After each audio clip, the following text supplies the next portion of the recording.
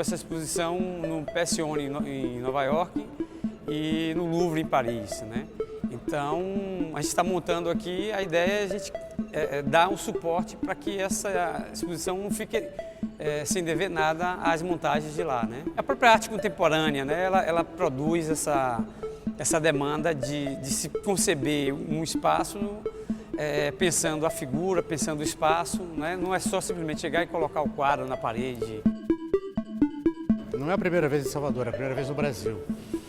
E eu acho que isso aí é que faz uma diferença o fato de ser em Salvador. Acho que o fato dessa peça ser em Salvador me interessa por dois motivos. Primeiro, porque aqui se criaram condições ótimas, condições excelentes de apresentar a peça.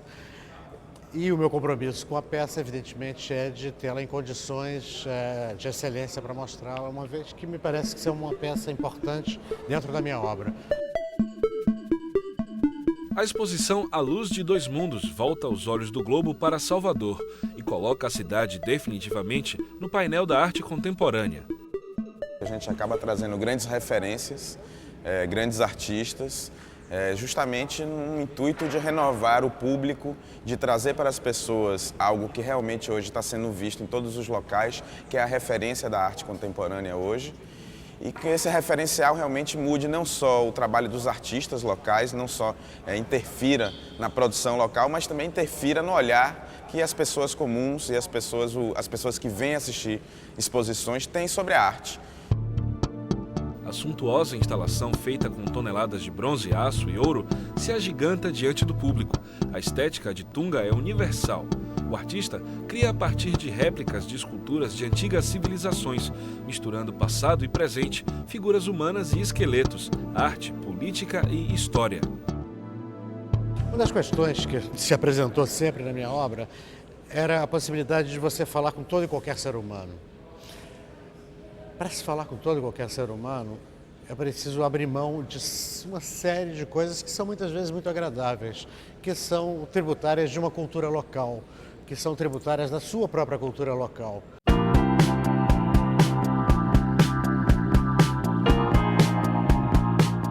É uma escultura que é também ao mesmo tempo uma instalação. Você pode circular no meio da escultura. E alguns elementos que permanecem no trabalho de Tunga, como as linhas, as tranças, e há uma influência barroca muito forte que acompanha o trabalho dos artistas do Nordeste. Bacana ver retratado na obra de Tunga um dos aspectos que eu acho importante, que é a pilhagem das obras de arte por determinadas civilizações, né? Essas cabeças jogadas aí ao chão, em tensão, em balanço, com todo o prejuízo e a carnificina que foi produzida, né, pela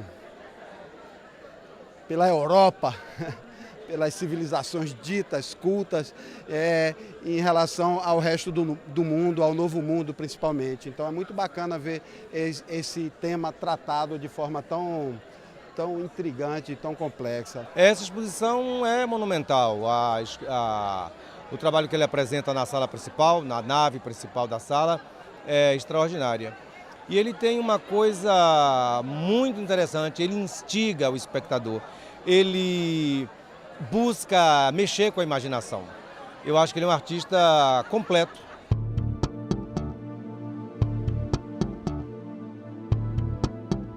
Acho que a arte contemporânea, acho que a arte em geral, acho que a poesia em geral, é um modo de pensar, é um modo. A gente pensa de um jeito para parar no sinal ou para não cair no buraco quando está andando. E a gente pensa de outro jeito quando a gente sonha. A gente pensa de outro jeito quando a gente pensa a poesia. Talvez mais próximo até do sonho. É outra lógica, é outra construção. Tão rigorosa quanto, tão construção quanto. A gente lidar com energias é um modo da gente construir também.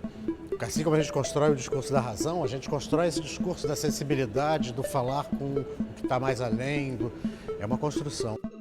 No espaço do museu, o olhar escultórico contemporâneo fragmentado de Tunga dialoga com as obras de Rodin, um cânone da arte moderna.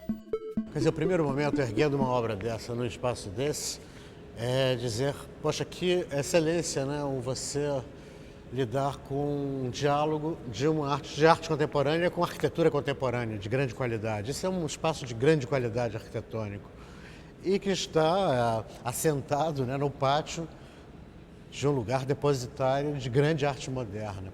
Grande arte moderna que tem uma característica muito especial. O Rodin fez reaparecer a alma dentro da escultura.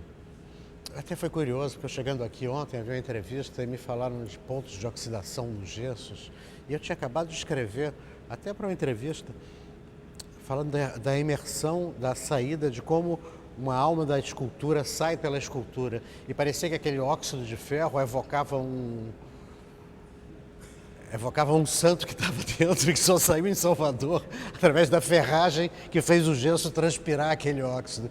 Eu realmente fiquei muito contente, embora, lógico, penalizado por tratar-se de uma obra de valor, mas aquilo enquanto metáfora da transpiração de um óxido de ferro, que é a estrutura de um gesso, reaparecer na superfície cutânea desse gesso, dessas obras, me parecia uma referência de que aquela alma estava emergindo. E isso, no momento em que eu estava montando isso aqui, eu fiquei muito contente. Eu acho que no Rodin reaparece esse momento, no começo da arte moderna, de você fazer uma coisa existir não pela sua razão material, mas pela razão de que essa matéria contém no seu interior alguma coisa, através do gesto do artista, e faz essa coisa pregnante de algo mais que não é apenas a matéria e a forma.